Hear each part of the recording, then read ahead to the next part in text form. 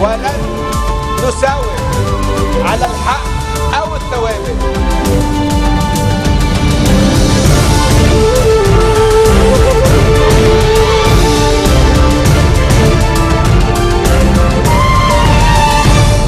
Good afternoon, you're watching the English newscast here on Future Television. I'm Linda Tamim and these are today's headlines.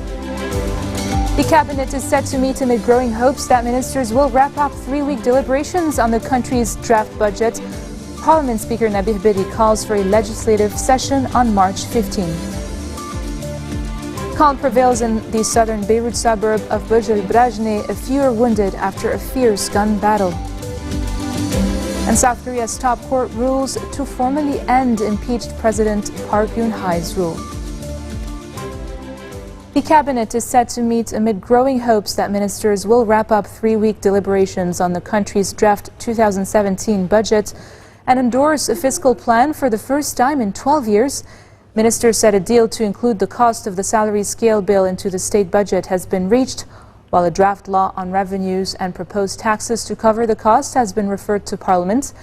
Kataib Party Chief MP Sami Jmail, who has staunchly rejected the proposed taxes to finance the salary scale bill, lashed out at those who are destroying the state with squandering of public funds and corruption. He cited a report claiming $2.4 billion in tax evasions. Parliament Speaker Nabih Berri, meanwhile, has called for a legislative session on March 15th that might include the salary scale bill on its agenda. The committees Wednesday approved a salary scale for the military, but without agreeing on a similar salary scale for public and private school teachers. Ahead of the committee's meeting, government secondary school teachers decided to begin an open-ended strike in all government schools starting today to protest against what they call a disregard of the teachers' rights. Education Minister Marwan Ahmedi walked out of Thursday's meeting in protest of what he called a lack of fairness to teachers, vowing to defend their salary increase. Prime Minister Saad Hariri has received the Estonian President Kersti Kaljulaid and her accompanying delegation. The meeting at the Center House reportedly focused on bilateral relations and the work of the Estonian contingent in the UNIFIL in South Lebanon. Kaljulaid earlier met with President Michel Aoun at Babda Palace. I'm glad I took upon myself to visit this wonderful country and to talk to the Prime Minister here and also to our President, and I'm still facing, hopefully, a nice debate with the Chief of your Parliament. Estonia, as you may know, is the next incoming rotating presidency of the European Union Council. So it is important to get a feeling about the hopes and understanding of the people, Lebanese people here, about the possible developments in the region and about how they see how international community, which is based on democratic values and freedoms, can help Lebanese people to achieve continuous economic growth, to solve the major issues which the country is facing right now in the context of refugees, and to secure peaceful development for the whole region. I want to thank you for coming to Lebanon. I want to thank you for also the soldiers that you have in UNIFIL and for everything that you have done for Lebanon. We hope that this relationship enhances itself by our cooperation together, and we will make sure that we can cooperate in the future much more. We understand that you have done a lot in e-government, and this is something that we would like to implement in our country. So hopefully we can work together to do that very soon. Definitely, we are very ready to provide our knowledge to you on developing the digital community, digital society. And indeed, Estonia is very proud that in 2016 it counted as the fourth biggest per capita contributor to the UN peacekeeping missions. And our biggest mission is here in the south of your country. And I'm going to visit them this afternoon and tomorrow. Calm is prevailing in the southern suburb of Burj al-Brajne after a fierce gun battle reportedly wounded 4 people. Clashes reportedly erupted between members of the powerful Jafar clan and a Palestinian family earlier in the day. The Lebanese army heavily deployed in the area to restore calm. Heavy arms, including bombs and shells, bomb and shells, were used in the fighting that broke out in the Jura neighborhood, while nearby neighborhoods saw sporadic gunfire. The clashes caused extensive material damage in the area.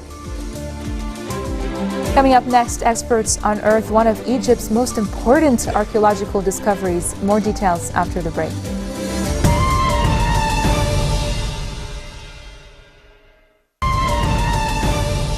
Welcome back. Human rights lawyer Amal Clooney has urged Iraq and the world's nations not to let ISIS get away with genocide. The wife of actor George Clooney, who represents victims of ISIS rapes and kidnappings, told a UN meeting that what's shocking is not just the group's brutality, but the passive response by the world's nations to the campaign to investigate its crimes and bring the perpetrators to justice. She urged Iraq's Prime Minister Haider al-Abadi to send a letter to the UN Security Council so it can vote to set up an investigation into crimes by the group in Iraq. Clooney expressed frustration that nothing has happened since she came to the UN 6 months ago, seeking accountability for victims of ISIS. Yes, we do want to see an investigation take place with the cooperation of the Iraqi authorities. That's what should happen. That's what the Iraqi authorities are saying they support. But ultimately, if that support is not forthcoming in terms of real action, then the UN has to think of other ways in which to achieve accountability. And I outlined some of them in my speech. The Security Council can act under Chapter 7 of the UN Charter and establish an investigation even without Iraq's consent. The General Assembly, as we've seen with Syria, can also establish an accountability mechanism, or the case can be referred to the International Criminal Court. All these options are on the table. They must be seriously considered because victims like Nadia can't expect to wait forever. I think you have to ask the Iraqi government why the Iraqi government hasn't acted to create this investigation. Clearly, they're not able to do it themselves on the ground. There are a grand total of 32 forensic pathologists in Iraq to try and deal with all of these crimes that have been committed. We know that they're not able to conduct investigations and prosecutions themselves because there have not been any prosecutions of ISIS members for crimes of sexual violence, for crimes committed against the Yazidis, for international crimes, including genocide. So there is no reason for them not to act. They have themselves asked for the UN's assistance, and even today you heard the Iraqi ambassador ask for UN assistance with the investigation. So we have to translate these public statements into an actual deed that will make this happen on the ground, and that's why I made a clear call at the end directly to the Prime Minister of Iraq to say, send a letter to the UN Security Council requesting this investigation, and it will happen. It's not too much to ask. It's really not that difficult. It's in the interest not only of Yazidi victims but of all Iraqis, because all sects of Iraq have been victims of ISIS's violence, and it's really time to act now. There's no excuse for any further delay. European Union leaders confirmed Donald Tusk for a second term as their president, angering his home country of Poland and opening up a new rift at a time when EU unity is essential.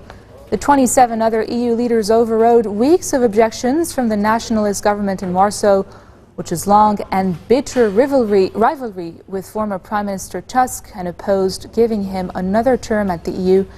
Tusk's supporters portrayed his re-election as head of the EU Council, one of the bloc's most prestigious jobs, as a sign of stability and continuity for the troubled bloc. And still in Europe, 7 people were injured, 3 of them severely, when a man wielding an axe attacked passengers at Düsseldorf's central train station in Germany. Police said a 36-year-old suspect with psychological problems was arrested. The man reportedly lived in the nearby city of Wuppertal and was originally from former Yugoslavia. South Korea's top court has ruled to formally end impeached President Park Geun-hye's rule.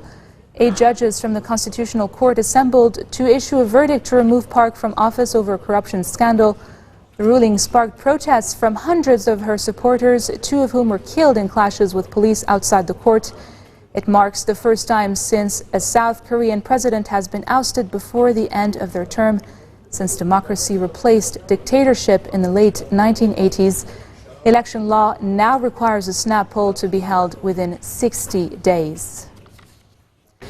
Outraged Guatemalans protested outside the National Palace demanding answers from President Jimmy Morales as news emerged that 34 girls killed in an overcrowded shelter for abused teens had been locked into a tiny room.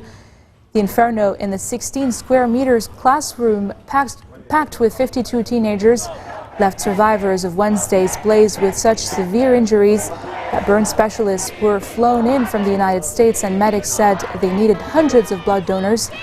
A group of girls had reportedly tried to run away from the shelter, which they accused of abuse and feeding them rotten food.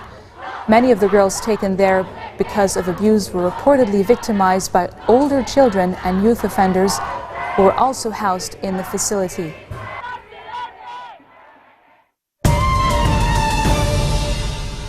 Experts have unearthed one of Egypt's most important ever archaeological discoveries, an 8-meter statue depicting ancient Egypt's pharaoh Ramses the Great, the most powerful and celebrated pharaoh of ancient Egypt, living and ruling 3,000 years ago. Rosanna Philpott reports. A Cairo slum, probably not the first place you'd look to find ancient relics. But on Thursday, this was the scene of one of Egypt's most important ever archaeological discoveries. Locals looking on as a forklift extracted this 8-meter statue submerged in groundwater. If archaeologists are right, the separate pieces depict Ramses the Great, the most powerful and celebrated pharaoh of ancient Egypt, living and ruling 3,000 years ago and known by his successors as the Great Ancestor. It's in this part of modern-day Cairo that his temple stood, in the ancient city of Heliopolis. Before restoring it, experts will have to dig up the remaining pieces. If it is Ramses, the discovery could be a boost for Egypt's ailing tourism industry, which has suffered repeated setbacks since the uprising that toppled autocrat Hosni Mubarak in 2011. Many here hope a discovery like this could bring back travellers and their foreign currency. 3 millennia after he died, Ramses may still have things to do for his country. This marks the end of our bulletin for today. Now for a recap of our top stories. The cabinet is set to meet amid growing hopes that ministers will wrap up 3-week deliberations on the country's draft budget, while Parliament Speaker Nabih Berri calls for a legislative session on March 15. Calm prevails in the southern Beirut suburb of Burj El Brajne. A few are wounded after a fierce gun battle. And South Korea's top court rules to formally end impeached President Park Geun-hye's rule. Those are your headlines in English for this Friday. I am Linda Tamimna. Thank you all for watching.